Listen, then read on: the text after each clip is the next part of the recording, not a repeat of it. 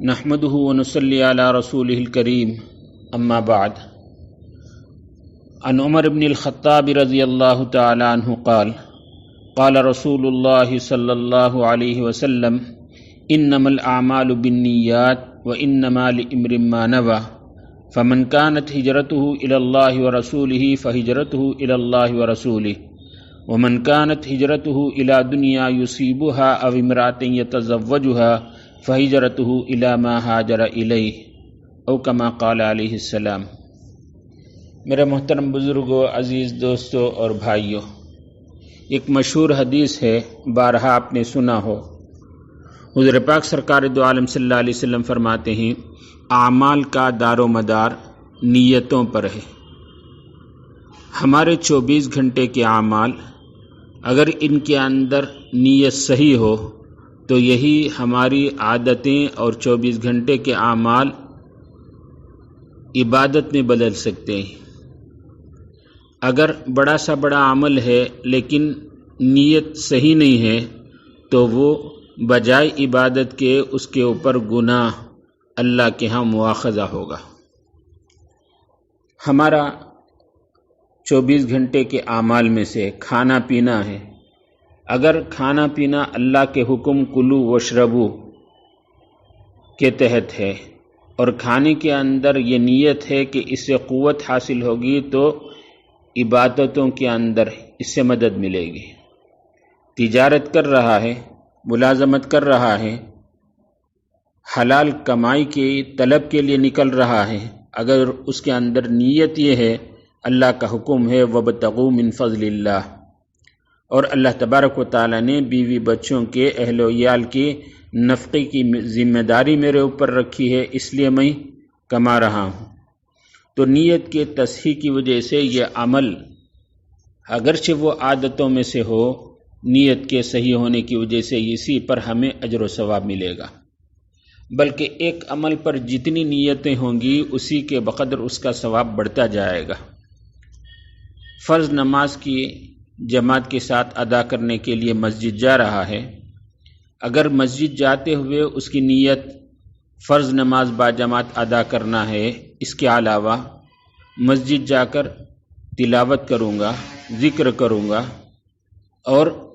گناہوں سے میری حفاظت ہوگی، مسجد جانے کی وجہ سے یکسوئی حاصل ہوگی اور نماز کے انتظار میں رہنے سے ثواب ملے گا، جتنی اس کی نیتیں بڑھتی جائیں گی اسی کے بقدر اس کا ثواب مضاعف بڑھتا جائے گا۔ بلکہ آپ قرآن کریم کے اندر اللہ تبارک و تعالیٰ نے حضرت ابراہیم علیہ نبینا وعلیہ الصلاۃ والسلام کا قول نقل کیا، قل ان صلاتی ونسکی ومحیای ومماتی للہ رب العالمین، یہ فرمائیں یقیناً میری نماز، میری قربانی، بلکہ میرا جینا، میرا مرنا، یہ سب کے سب اللہ رب العالمین کے لیے ہے۔ تو زندگی کا جو بھی عمل ہے اگر اس کے اندر نیت صحیح کر لیں انشاءاللہ اسی پر اللہ کے ہاں اجر و ثواب کا وعدہ ہے۔ بلکہ جتنا اخلاص کا درجہ عمل کے اندر بڑھتا رہے گا اسی کے اندر ثواب کا معیار بھی بڑھتا رہے گا۔ ایک مرتبہ حضور پاک سرکار دو عالم صلی اللہ علیہ وسلم نے فرمایا اذا احسن احدکم اسلامہ فکل حسنۃ یعملها تکتب له بعشر امثالها الى 700 ضعف۔ بندہ اگر اس کو اسلام اخلاص کی وجہ سے اچھا معلوم ہو، اس کے بعد جو بھی وہ عمل کرے گا ایک ایک نیکی کا 10 گنا بڑھ کر اسے ثواب ملے گا، بلکہ اخلاص کی وجہ سے اس کے اعمال کا ثواب بڑھ کر 700 گنا تک اس کا ایک عمل پر اجر و ثواب ملے گا۔ کتنی بڑی بات ہے کہ اخلاص کی وجہ سے تھوڑا سا عمل بھی اللہ تبارک و تعالیٰ کے ہاں بہت بڑا ثواب کا ذریعہ بنتا ہے۔ اس کے برخلاف اگر اخلاص نہ ہو،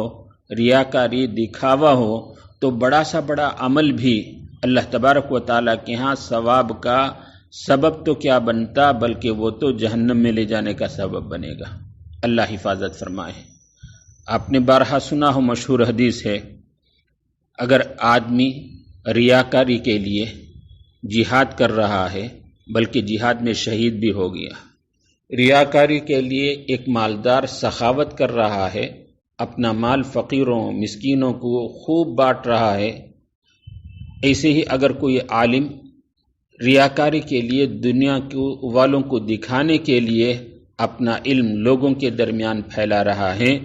تو اللہ تبارک و تعالیٰ کے ہاں قیامت کے دن ان تینوں کو مواخذہ ہوگا اور حکم ہوگا کہ تم نے یہ عمل لوگوں کو دکھاوے کے لیے کہا تھا،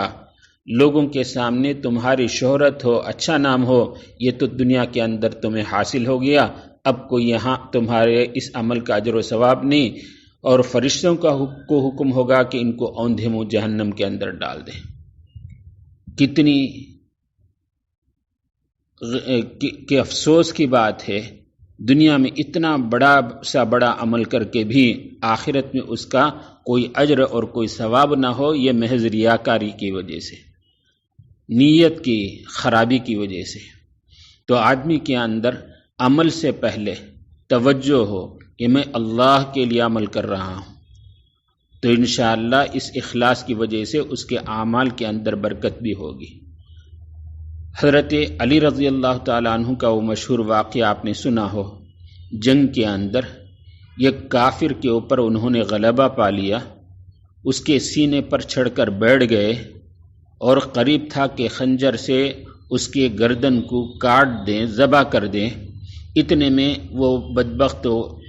کافر حضرت علی رضی اللہ تعالیٰ عنہ کے چہرے میں غصے سے تھوک دیا، تو اس کے بعد حضرت علی رضی اللہ تعالیٰ عنہ اس کے سینے سے اتر گئے، نیچے آ گئے۔ تو وہ کافر کو بڑا تعجب تھا، اتنے قریب تھے کہ مجھے قتل کر دیتے، لیکن نیچے اتر گئے، مجھے قتل نہیں کیا۔ پوچھنے پر، دریافت کرنے پر حضرت علی رضی اللہ تعالیٰ عنہ نے فرمایا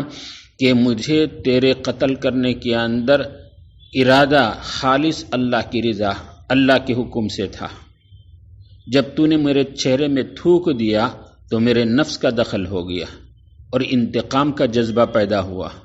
اگر اس وقت میں تجھے قتل کرتا تو اللہ کے لیے نہیں بلکہ نفس کے لیے ہو جاتا، انتقام کے جذبے سے ہو جاتا۔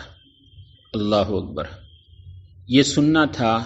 کہ وہ کافر کے دل کے اندر بھی ایمان کی اہمیت پیدا ہو گئی اور وہ بھی کلمہ طیبہ پڑھ کر اسلام کے اندر داخل ہو گیا۔ تو یہ اخلاص کی برکت ہے کہ یہ کافر کو بھی اسلام کی توفیق حاصل ہو گئی۔ بہرحال اخلاص پیدا کرنے کے لیے ضرورت ہے کہ ہم اپنی نیتوں کو ٹٹولیں، نیتوں کا جائزہ لیں۔ اخلاص پیدا کرنے کے لیے ہمارے اکابر نے یہ علاج بتایا، یہ طریقہ تجویز کیا کہ آدمی عمل کرنے سے پہلے نیت کو جائزہ لے کہ میں کس لیے یہ عمل کر رہا ہوں، اور دل میں یہ ٹھان لے کہ میں اللہ کے لیے عمل کر رہا ہوں، اور درمیانی عمل میں بھی یہ جائزہ لے کہ میں یہ کام اللہ کے لیے کر رہا ہوں، اور ایسے ہی عمل کرنے سے فارغ ہونے کے بعد بھی اپنی نیت کو جانچیں کہ میں نے یہ جو عمل کیا یہ صرف اللہ کو راضی کرنے کے لیے، دنیا والوں کو دکھانا یہ میرا مقصود نہیں۔ اس طریقے سے اگر ہر عمل کے اندر یہ نیت کی تصحیح ہو گئی میرے عزیزوں، تو انشاءاللہ اس عمل کا اجر و ثواب اللہ تبارک و تعالیٰ کے ہاں بہت بڑا مل سکتا ہے۔ یہ صرف تصحیح نیت کی برکت ہے۔ اللہ تبارک و تعالیٰ ہمیں نیتوں کو خالص کرنے کی اور ریاکاری سے، دکھاوے سے اللہ تعالیٰ ہماری عبادتوں اور اعمال کو محفوظ فرمائے، آمین۔ وآخر دعوانا الحمدللہ۔